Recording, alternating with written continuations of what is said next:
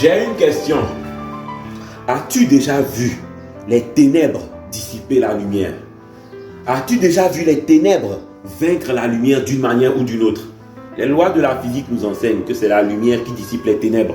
C'est l'ombre seulement qui se cache sous la table parce qu'il a peur d'affronter la lumière en face. Et dès que la lumière éclaire, alors les ténèbres, l'ombre se dissipe. Mon frère, toi qui as Jésus dans ta vie, pourquoi crains-tu les épreuves? Pourquoi? Et pourquoi te plains-tu tant que le Seigneur ne te répond pas? Ne sais-tu donc pas que pendant les devoirs surveillés, le prof qui a formé l'élève ne peut pas dire la réponse à l'élève? Quel élève es-tu qui pendant un devoir surveillé demande au prof de te donner les réponses? Ou te fâches-tu parce que le prof ne te donne pas les réponses pendant que tu composes? Il n'a pas le droit. Pendant l'épreuve, des fois Dieu se met de côté pour voir comment tu agiras. Mais tôt ou tard, il étendra sa main. La Bible dit que Dieu ne permettra jamais que tu sois tenté au-delà de tes forces. Mais avec l'épreuve, il prépare aussi le moyen d'en sortir. N'as-tu pas confiance en cette écriture? Mon frère, quel que soit ce que qui que ce soit fait contre toi, toi qui es dans la lumière, ne crains pas les ténèbres. Car tu combats dans la victoire et non pour la victoire. Ne crains pas les ténèbres, car tu es élevé au-dessus de cela. Mon frère, si tu as peur, mon frère, ma soeur, si tu as peur de ces choses, alors cela pourra te faire du mal. Même dans la Bible, Jésus lui-même était allé dans une ville.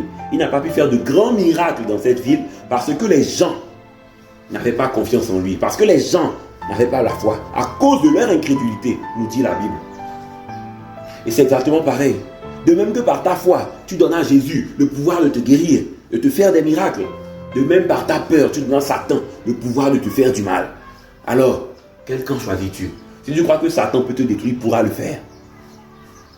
Les sacrifices humains ou les sacrifices d'animaux ou toutes sortes de choses qu'il pourrait faire contre toi, ça n'aura pas d'effet si tu restes avec Jésus. Au nom de Jésus.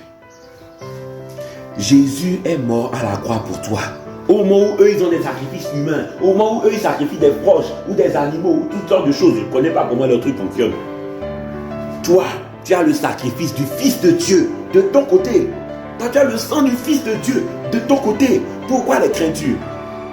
Les ténèbres ne dissipent pas la lumière. C'est la lumière qui dissipe les ténèbres. La peur doit changer de camp, mon frère. La peur doit changer de camp, ma soeur. Accroche-toi à Jésus. Accroche-toi. Ne laisse rien te dévier de ce chemin. Tu es sur la bonne voie, mon frère, ma soeur. N'oublie jamais qu'en acceptant Jésus et en restant avec Jésus, tu es sur la bonne voie. Ne t'écarte pas de ce chemin. Je prie que la main de Dieu précède la tienne dans toutes tes entreprises. Je prie que les pas de Dieu précèdent les tiens partout où tu iras, afin que tu combattes dans la victoire et non pour la victoire. Qu'il plaise à Dieu d'ouvrir les écluses des cieux en faveur de tout ce que ton cœur désire et en faveur de sa volonté dans ta vie.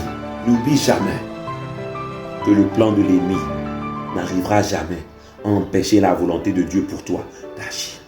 Et la Bible dit, toutes choses concourent au bien de ceux qui aiment Dieu et qui sont appelés selon son dessein.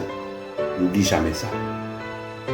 Si une chose ne concourt pas à ton bien, d'une manière ou d'une autre, alors que tu aimes Dieu et que tu es appelé selon son dessein, alors sache qu'une écriture de la Bible a failli. Alors à moi de te défier, crois-tu la Bible? Crois-tu à cette écriture? Le crois-tu vraiment? Alors nous observerons les fruits dans ta vie. Que le Seigneur Jésus-Christ te bénisse.